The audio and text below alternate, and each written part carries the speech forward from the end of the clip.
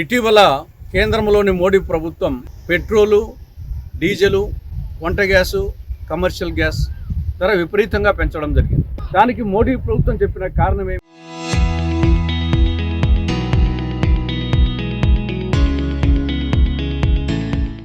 America Iran యుద్ధం కారణంగా అంతర్జాతీయ మార్కెట్లో ముడి చమురు ధర భారీగా పెరిగింది.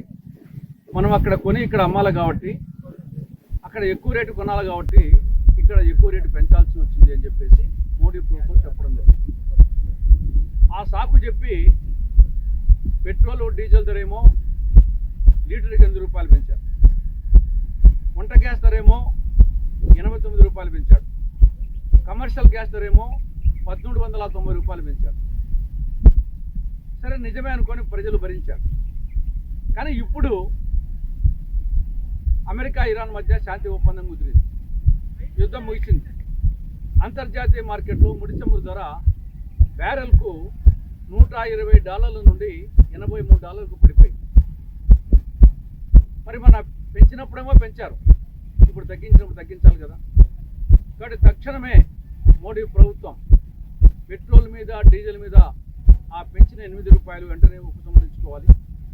అదేవిధంగా వంట గ్యాస్ మీద, సిలిండర్ మీద 89 రూపాయలు, కమర్షియల్ గ్యాస్ సిలిండర్ మీద 1390 రూపాయలు ఆ పెంచిన దాన్ని వెంటనే తగ్గించాలని చెప్పేసి కాంగ్రెస్ పార్టీ డిమాండ్ చేస్తూ ఉంది.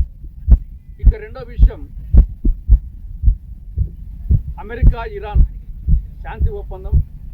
ఇది భారతదేశంతో పాటు ప్రపంచ దేశాలకు ఇది మంచి సందేశం.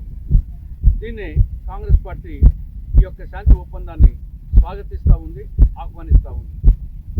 ఇక మూడవ అంశం, కాక్రోచ్ జనతా పార్టీ వ్యవస్థాపకుడు అభిజిత్ దీప్కే మీద మొన్న రాజస్థాన్ రాష్ట్రంలోని జైపూర్లో కొందరు దుండగులు దాడి చేయడం జరిగింది. దీన్ని కాంగ్రెస్ పార్టీ ఖండిస్తూ ఉంది. ప్రజాస్వామ్యంలో ఏ పౌరుని కూడా ప్రజాస్వామ్యబద్ధంగా, శాంతియుతంగా, గాంధేయ మార్గంలో నిరసన చేసే హక్కు, తన అభిప్రాయాలు చెప్పే హక్కు ఉంది.